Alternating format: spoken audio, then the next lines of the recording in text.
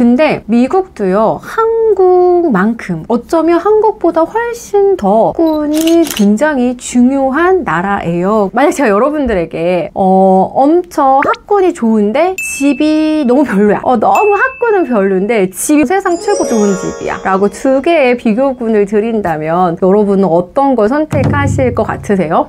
제가 주변 사람한테 이렇게 물어봤더니, 여러분 안녕하세요, 아영쌤의 시크릿이고요, 저는 아영쌤입니다. 여러분 그동안 잘 지내셨나요? 오랜만에 또 영상으로 인사드리는데요, 오늘은 여러분들도 한 번쯤은 관심을 갖고 생각해 보셨음직한 미국의 학군에 대한 이야기를 한번 해보려고 합니다. 저처럼 학교 다니는 아이를 키우고 계신 부모님들이라면 누구나 한 번쯤 한국에서도 학군에 대한 고민을 해보셨을 것 같고요. 특히 한국 같은 경우는 학군이 굉장히 중요하죠. 그래서 좀 좋은 학교, 이제 명문대학교를 많이 보내는 그런 학교들을 중심으로 해서 좋은 학군지가 보통 형성이 되어 있고, 그러다 보면 그 주변에 이제 사람들이 몰리면서 이제 집값이 올라가는 그런 모습을 한국에서 굉장히 여러분들도 자주 느껴보시고 또 경험해 보신 적이 있으실 것 같습니다. 근데 미국도요, 한국만큼 어쩌면 한국보다 훨씬 더 학군이 굉장히 중요한 나라예요.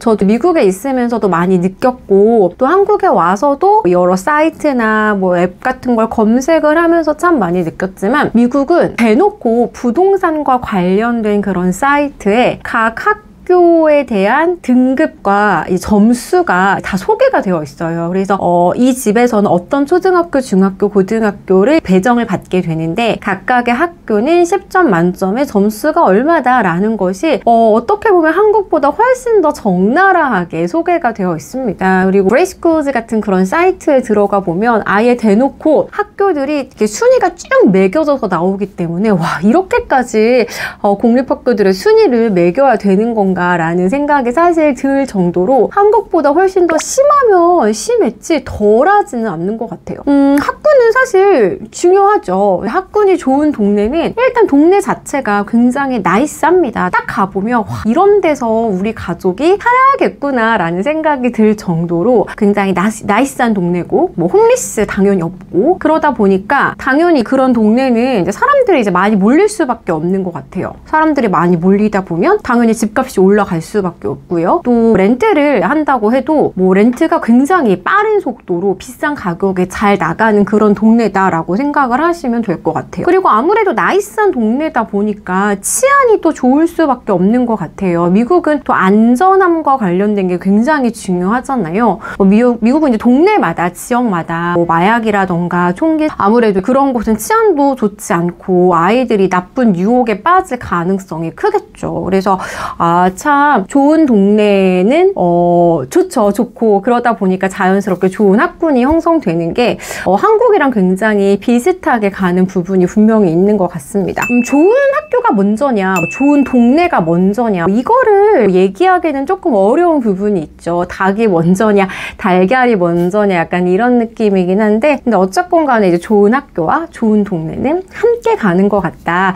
이거는 분명한 사실인 것 같습니다. 그런데다가 미국은 교육 예산이 대부분 프로퍼티 텍스에서부터 이제 온단 말이에요. 그러다 보니까 풍족하고 부유한 도시 같은 경우에는 세금을 좀 많이 거둘 수밖에 없고, 그러다 보니까 공립학교의 재정률이 굉장히 좋을 수밖에 없어요. 거기에다가 교육에 관심이 많은 학부모님들이 많고, 그러다 보면 학교에 기부금도 많이 내고, 또 학교에 뭐 봉사도 많이 하고, 학교 운영이 훨씬 더 수월하게 돌아갈 수밖에 없는 것 같습니다. 그러다 보니까 교육의 질도 상대적으로 높아질 수밖에 없고요. 미국에서는 대학을 갈 때 성적만 사실 중요한 건 아니잖아요. 이제 다양한 경험들도 많이 해봐야 되고, 또 어려운 과목들도 내가 한번 도전해 봐야 되고, 또 남들이 시도해보지 않았던 그런 분야에 시도해서 성과도 내보고, 사실 이런 것들이 굉장히 중요한데, 학교에서 그런 다채로운 프로그램들을 제공해 주는 게 사실은 되게 중요한 거죠. 이렇게 교육 예산이 잘 갖춰져 있는 그런 학교들에서는 아무래도 이런 다채로운 프로그램들을 제공할 여지가 좀 많고 이런 프로그램 운영하는 게 수월할 수밖에 없는 것 같습니다. 좋은 동네와 좋은 학군은 사실 좀 뗄래야 뗄 수 없는 그런 상관관계가 있다라고 생각을 하시면 좋을 것 같아요. 한국이나 미국이나 교육이라고 하는 게 비슷한 듯 다르고 또 다른 듯 비슷한 점이 있는 것 같은데 이렇게 학교와 부동산이 정말 밀접한 연결고리를 가지고 있는 건 한국과 미국의 비슷한 부분인 것 같고요. 그런 부분이 공감이 가기도 하면서 참 신기하다라는 그런 생각이